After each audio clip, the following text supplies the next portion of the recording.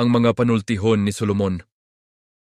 Ang malumanay nga tubag makahupay sa kasuko, apan ang singhag makapaalsa sa dugo. Ang mga pulong sa maalamon nga tawo makahatag og kaalam, apan puro lang kabuang ang mugawas sa baba sa tawong buang-buang. Makita sa Ginoo ang tanan, bisan asang dapita. Nagatanaw siya sa mga binuhatan sa mga daotan ug sa mga matarong. Ang malumo nga mga pulong makaayo sa kinabuhi sa tawo, apan ang sakit nga mga pulong makapasakit sa dughan. Ang buang-buang nga tawo dili manumbaling kun badlongon sa iyang amahan ang iyang pamatasan, apan ang maalamon mo patuo, mudaghan ang bahandi sa mga matarong, apan ang iya sa mga daotan mahanaw. Imantala sa mga maalamon ang kaalam, dili kini mahimo sa mga buang-buang. Ngilaran ang Ginoo sa halad sa mga daotan, apan gikalipay niya ang pag-ampo sa mga matarong. Ngilaran ang Ginoo sa paggawi sa tawong daotan, apan ginahigugma niya ang tawong nagatinguha sa paghimog matarong. Ang pagtulid sa pamatasan isipong daotan sa tawo nga mitipas sa hustong dalan. Ang tawo nga dili gusto badlongon mamatay.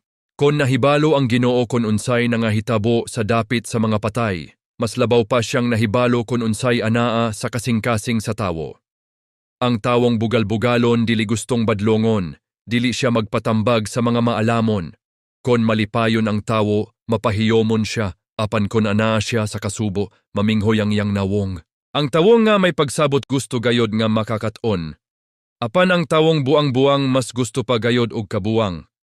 Pait ang kinabuhi sa mga kabos, apan kon kontento lang sila, magmalipayon sila sa kanunay. Mas maayo pa ang kabos nga may pagtahod sa Ginoo, kaysa adunahan nga puno sa kagubot ang kinabuhi. Mas maayo pang magsudan lang og utan nga may paghigugmaay kaysa magsudan og karne nga may pagdinumtanay. Ang pagkamainiton og ulo makasugod og kasamok, apan ang pagkamapaylubon makapaundang sa panag-away. Kung tapulan ka mahimong lisod ang imong kinabuhi, apan kon magkugi ka maharuhay imong kinabuhi. Ang maalamon nga anak nagahatag og kalipay sa iyang ginikanan. Buang-buang ang anak nga nagapakadautan sa iyang ginikanan. Ang tawong nga walay pagsabot malipay sa mga binuang, apan ang tawong may pagsabot nagakinabuhi nga matarong. Kung dili ka maminaw og tambag kabahin sa imong mga plano, dili ka molampos, apan kung maminaw kag daghang tambag molampos gayod kini. Malipay ang tawo kung makahatag siya sa tukmang nga tubag. Samot na gayod ka anindot kung makahatag siya sa tukmang tubag sa tukmang higayon. Nagasubay ang maalamon nga tawo sa dalan paingon sa kinabuhi, aron malikayan niya ang kamatayon. Gubon sa Ginoo ang balay sa mga mapahitason, apan panalipdan niya ang mga yuta sa mga biyuda. Ngilaran ang Ginoo sa ginahunahuna sa mga daotan, apan kalipay niya ang mga ginahunahuna sa mga hinlo ug kasing-kasing. Ang tawo nga nagaangkon og bahandi sa daotang paagi, nagadala og kalisod sa iyang panimalay. Ang tawo nga dili modawat og suborno padayon nga magkinabuhi. Ang matarong nga tawo maghunahuna una sa dili pa siya mosulti, apan ang daotan magpatakal ag sulti.